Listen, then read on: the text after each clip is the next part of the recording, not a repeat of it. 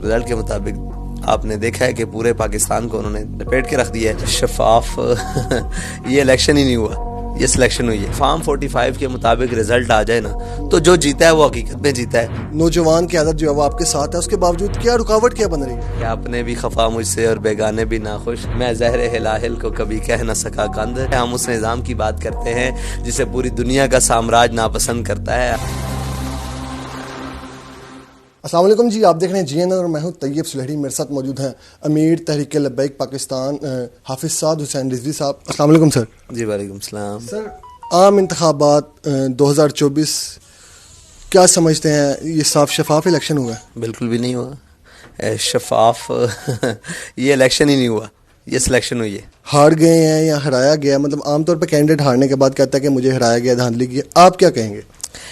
دیکھیں, وہاں الیکشن ہوا ہی نہیں, اور اس لیے نہیں ہوا کہ الیکشن کے بعد الیکشن مکمل ہوتا ہے رزلٹ اور کاؤنٹنگ اور گنتی کے بعد, اور ڈی آر او کے آفس میں اور سارے معاملات. تو جب وہاں ڈی آر او ہی نہیں موجود تھا اور وہ الیکشن کو اٹھا کر صبح 12 بجے الیکشن اپنی مرضی کے مطابق ہوا ہے, تو وہاں ہار جیت تو دوسری بات ہے, وہاں تو الیکشن ہوا ہی نہیں.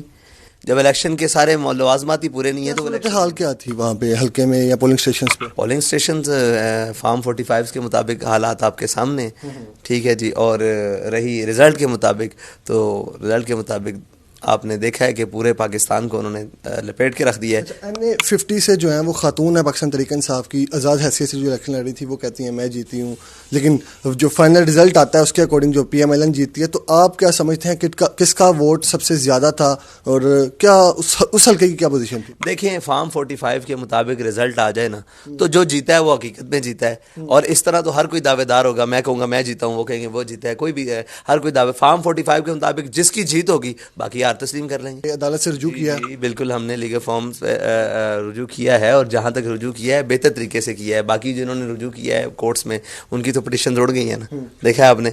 تو ہم نے طریقہ کار سے رجوع کیا ہے, جہاں پہ بنتا تھا وہاں کیا ہے. پاکستان بھر میں جو ہیں وہ آزاد حیثیت سے لوگ جیتے ہیں, تو کیا آپ بطور سیاستدان کیا سمجھ رہے ہیں کہ کس جماعت کو سب سے زیادہ ووٹ پڑے؟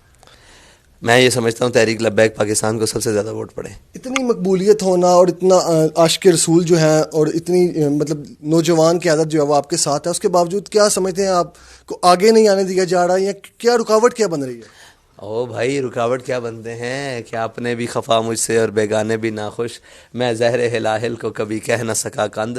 اللہ کے بندے, یہ رکاوٹ ایسے نہیں ہے, یہ رکاوٹ اس لیے ہے کہ ہم اس نظام کی بات کرتے ہیں جو عالم کفر کی آنکھ میں کھٹکتا ہے. ہم اس نظام کی بات کرتے ہیں جسے پوری دنیا کا سامراج ناپسند کرتا ہے. ہم اس نظام کی بات کرتے ہیں جسے دنیا کے تمام ظاہری طاقتور, جن کو اپنی طاقت پر گھمنڈ ہے, وہ اس کے خلاف ہیں. اور ہم جس نظام کی بات کرتے ہیں اس کے خلاف وہ تمام قوتیں طاغوتی قوتیں ہیں. تو ہم طاغوت کے خلاف ہیں, تو وہ سارے ہمارے خلاف ہیں. تو وہ ان کی غلط فہمی ہے کہ یہ اس طرح روکیں گے تو ہم روکیں گے. انشاءاللہ ہم آخر سانس تک لڑیں گے, اور جہاں تک ہمارا کام ہے محنت اور جدوجہد کرنا, وہ ہم کریں گے. باقی انشاءاللہ اللہ تعالیٰ بہتر لائے گا. اور ویم کرون ویم کر اللہ, اللہ انشاءاللہ لائے گا. اور لا غالب الا اللہ, اللہ کا حکم غالب ہو کر رہے گا. شرط یہ ہے کہ ہم نے محنت کرنی ہے, جو رہتی کسر ہے وہ بھی انشاءاللہ نکال دیں گے. پاکستان تحریک انصاف کے بارے میں آپ کی کیا رائے ہے؟ سننے میں آ رہا ہے کہ لوگ کہہ رہے ہیں کہ TLP ان کے ساتھ اتحاد کرنے جا رہی ہے, کیا صداقت ہے اس بات میں؟ ایسی بات نہیں ہے. دیکھیں, ہمارے دروازے پر کوئی آئے گا نا,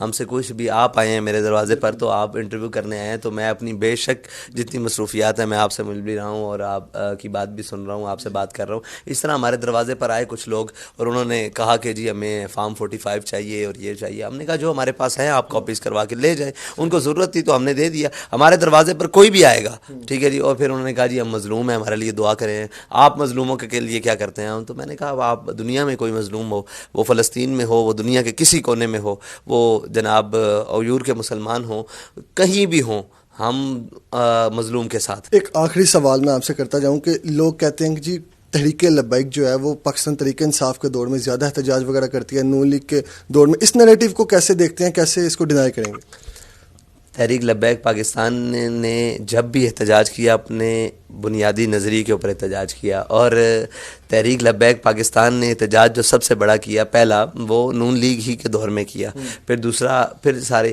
دیکھیں جب کوئی ایشو آئے گا جو جینین ایشو ہوگا اس کے اوپر احتجاج کریں گے۔ اب یہ دیکھیں یہ کیا احتجاج کریں، مثال الیکشن پر کیا احتجاج کریں، کیا کہیں کہ ہمیں سیٹیں نہیں دی گئیں؟ بھائی اندھوں کو بھی پتہ ہے، انہوں کو بھی پتہ ہے وہ ہے ہمارا ناموس رسالت اور ختم نبوت اور قوم کے معاملات کے لیے، وہاں جہاں ہمیں سٹینڈ کرنے کی ضرورت ہوگی۔ یہاں پہ تو احتجاج کرتے ہوئے لوگ اپنی سیٹوں اور اپنی پارٹی صدارتوں سے چھوڑ کے جا رہے ہیں۔ احتجاج تو وہاں ہوتا ہے کہ کہیں کوئی سنتا ہو، یہ اندھوں بہروں کی حکومت ہے اور اندھوں بہروں کا قانون ہے، یہاں کوئی سننے کے لیے تیار نہیں ہے۔ تو ہم جانے اپنی تیار رکھے ہوئے ہیں ناموس رسالت اور ختم نبوت کے لیے، جب وہاں کوئی موقع بنا تو انشاءاللہ ہم بات کریں گے۔